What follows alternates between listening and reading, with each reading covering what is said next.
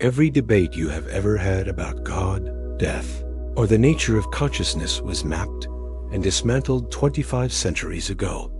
We treat our opinions as hard-won truth. We assume that finding the right worldview, whether scientific materialism or eternal spirituality, is how we protect ourselves from existential dread. But in the Brahmajala Sutta, DN1, the divine net, the Buddha demonstrated that every metaphysical stance you can take is just another wall inside the exact same psychological prison.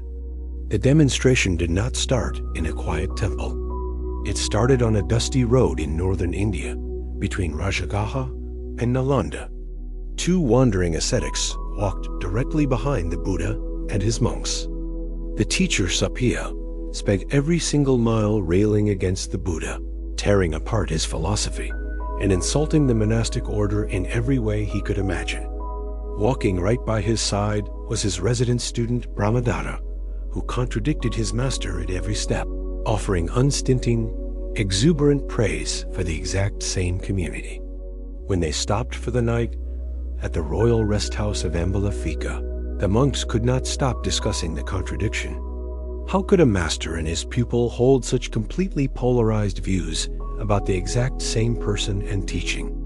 The Buddha sat down quietly among them and addressed their emotional agitation before touching a single philosophical theory.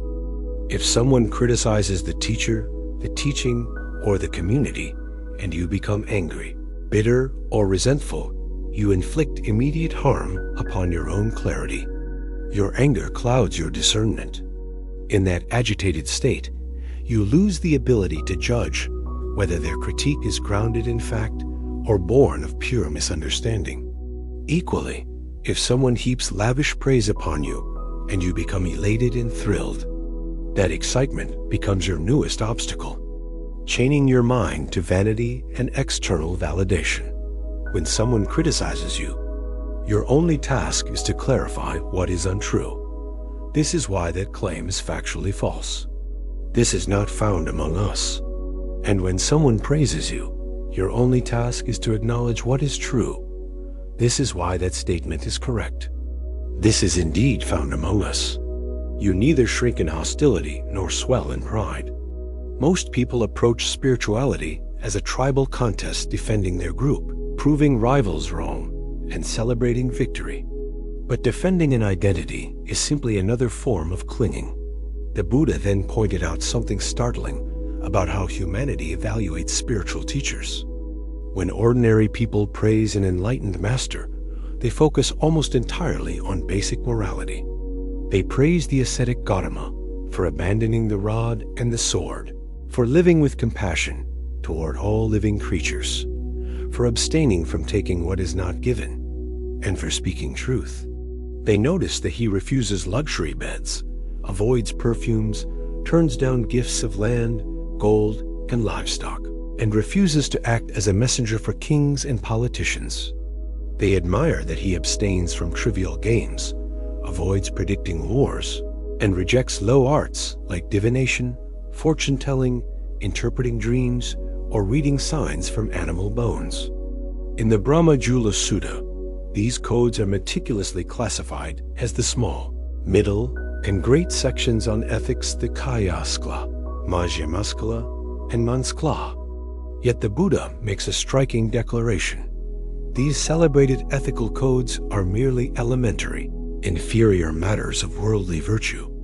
Ethics provides the necessary baseline for mental stability, but it does not dismantle the fundamental delusion of existence. It controls outward behavior while leaving the roots of ego intact. The true depth of Buddhist philosophy lies far beyond ethical conduct. It tackles the 62 speculative views that human beings manufacture when they try to grasp the nature of reality. The Buddha mapped all metaphysical positions into two broad domains: 18 theories that attempt to explain the origins of the past, and 44 theories that project into the future. The first great group of past theories is eternalism sasatavda. This view does not originate from ignorance. It frequently arises from extraordinary meditative power. A dedicated meditator attains deep mental absorption and develops the capacity to recall past lives. They see hundreds, thousands, or even hundreds of thousands of their own previous rebirths across eons of cosmic expansion and contraction. They remember their past names, their families, their diets, their pleasures, and their deaths across eons. Seeing this continuity, they conclude, the physical body perishes, but the self and the cosmos are eternal, standing firm like a granite mountain. The fourth eternalist view comes from the pure rationalist. Without meditative recollection, they deduce that because change exists, there must be an immutable observer behind it, mistaking the thinking faculty for an eternal soul. Then comes partial eternalism, which contains one of the most penetrating psychological explanations in spiritual history, the origin of the Creator-God concept. When a cosmic cycle contracts and later expands, an empty Brahmic world forms. A being whose lifespan or merit in a higher realm is exhausted passes away and is reborn there, completely alone. Living there for countless ages, this being experiences isolation and thinks, if only other beings would come and dwell with me in this place. At that precise moment, other beings whose merit has also expired pass away from higher planes and take birth in that same heavenly world. The first being immediately concludes, I am the great Brahm, the conqueror, the unvanquished, the all-seeing, the supreme Lord, the Maker, the Father of all. I wished for companions, and my will created them. The beings who arrived later see him already standing there, radiant and majestic, and they think, he was here before us. He is grand and ancient. We must have been created by his will. When one of those beings eventually dies, takes rebirth in the human realm, practices meditation, and recalls only that previous existence, they establish a religion teaching an eternal creator God and impermanent created mortals. Partial eternalism also includes the gods corrupted by pleasure. These beings spend endless ages absorbed in laughing, playing, and sensory indulgence until their mindfulness lapses and they fall from heaven. Similarly, the gods corrupted by envy stare at each other with jealousy and ill will until their minds degrade and they fall, while non-envious gods remain established in heaven. And in the fourth case, dualistic thinkers observe that the physical senses and body decay, but assume the mind or consciousness is an immortal soul that never perishes. Next come four doctrines on the finitude and infinitude of the cosmos, arguing whether the universe has borders, is boundless, is vertically limited, but horizontally endless, or neither. Beside these cosmic architects sit the evasive skeptics, whom the Buddha called eel-wrigglers. Some evade out of fear of speaking falsehood. Others evade out of fear of developing dogmatic clinging and remorse. Others fear being humiliated by sharp debaters. And some evade out of pure, dull confusion. When asked about moral cause and effect or an afterlife, they reply, I do not say it is so. I do not say it is otherwise. I do not say it is neither. Finally, the past theorists include the accidentalists, who declare through flawed memory or abstract logic that consciousness and the cosmos erupted randomly out of nothing, without causes or conditions. Now turn your attention to the future, where 44 intricate theories compete to comfort our deep-seated terror of mortality.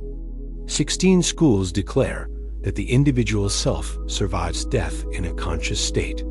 They debate endlessly whether this immortal soul has material form, is formless, is finite, is infinite, or experiences pure bliss versus mixed sensation. They map every permutation of survival. A soul with physical form, a formless soul, a soul with single perception, or a soul with diverse perceptions, grasping at endless variations of personal continuity. 8 schools assert that the self survives unconscious, like a dormant stone. 8 others claim it enters a condition neither conscious nor unconscious. standing in aggressive opposition to all these survivalists. Doctrines is annihilationism Uchidavdada, the direct ancestor of modern physicalism and hard materialism. The annihilationist claims, when this physical body disintegrates at biological death, consciousness is completely destroyed. Nothing carries over. Death is the final, absolute boundary. The Buddha identified 7 distinct forms of annihilationism, ranging from the destruction of the coarse, physical body to the dissolution of divine bodies, and even the vanishing of the 4 formless meditative planes. Many people today assume that rejecting the soul and adopting hard materialism makes them intellectually superior and free from delusion. But the Buddha identified annihilationism as another subtle variety of grasping. Annihilationism is fueled by vibhavata eha, the craving for non-existence. It is an emotional defense mechanism against the burden of suffering, seeking comfort in the fantasy of personal erasure. Finally, the future doctrines encompass 5 claims of supreme nirvana in the present life, attained either through maximum sensual indulgence or through the profound tranquility of the 4 meditative jhanas. A meditator enters deep jhanic absorption, experiencing boundless peace, joy, and equanimity. Yet if they cling to that peaceful state and declare, "This stillness is my permanent self, this is ultimate liberation," they have merely constructed a refined golden cage inside their own mind. Every one of these 62 positions, whether asserting an eternal soul, preaching a creator God, defending materialism, or seeking refuge in mystical stillness, claims to hold the absolute truth while condemning all others. They lock human consciousness into endless intellectual warfare, breeding sectarian arrogance and existential angst across centuries. When a person attaches to an intellectual view, they become tethered to it. When other people question that view, agitation and panic instantly erupt, forcing them to defend their conceptual territory. Yet none of these theorists recognize that their vast philosophical systems are built upon a single, microscopic psychological event. The Buddha reveals the hidden engine operating beneath every single one of the 62 views: sensory contact phassa. Whenever an internal sense base meets an external object, consciousness arises. That 3-way meeting is contact, which instantly produces feeling pleasant, painful, or neutral. Feeling gives rise to craving. Craving quickly hardens into intellectual grasping, and grasping crystallizes into a rigid ideological fortress. When you argue fiercely for a metaphysical position, whether you are defending the existence of God, arguing for the survival of the soul, or asserting that everything ends at death, you are not defending objective truth. You are defending an emotional comfort zone triggered by your own nervous system, reacting to feelings you cannot bear to let go of. This brings us to the central metaphor that gives the Brahmajala Sutta its name: the fisherman and the divine net. Imagine a skilled fisherman who casts a net with ultrafine mesh over a small, clear lake. Any fish swimming in that pool might dive deep into the bottom mud, swim up to the sunlit surface, or dart frantically from bank to bank. It may believe that it enjoys absolute freedom to explore a boundless universe. Yet no matter where it swims, every turn, every dive, and every leap occurs entirely within the enclosure of that net. When the fisherman draws the cords, every single fish is pulled from the water together. The 62 views represent the entirety of that net. Whether you adopt eternalism, champion materialism, retreat into agnosticism, or claim mystical identity, you are swimming inside the net of sensory contact. The Buddha did not enter the debate to propose a 63rd philosophical view. He stepped out of the net altogether. The Buddhist way out of endless debate does not rely on winning arguments or constructing more elaborate metaphysical systems. It requires investigating the 6 fields of contact through 5 direct dimensions of awareness, understanding their arising, their fading, their gratification, their hidden danger, and the escape from them. When you observe sensations arise and pass away without claiming ownership, the mental machinery of identity loses its fuel. You no longer need an eternal soul to guarantee security, nor do you need annihilation to escape your pain. You recognize that all doctrines about cosmic beginnings and post-mortem destinies are merely mental, ripples on the surface of conditioned perception. When praise arrives, you remain centered because praise belongs to the speaker's perception. When criticism strikes, you remain undisturbed because anger only blinds your inner vision. At the conclusion of the discourse, the Buddha called this teaching the net of meaning, the net of truth, the net of views, and the incomparable victory in battle. Look closely at where your mind is currently defending a conceptual fortress, and see whether that intellectual stance is setting you free or simply keeping you busy inside the net.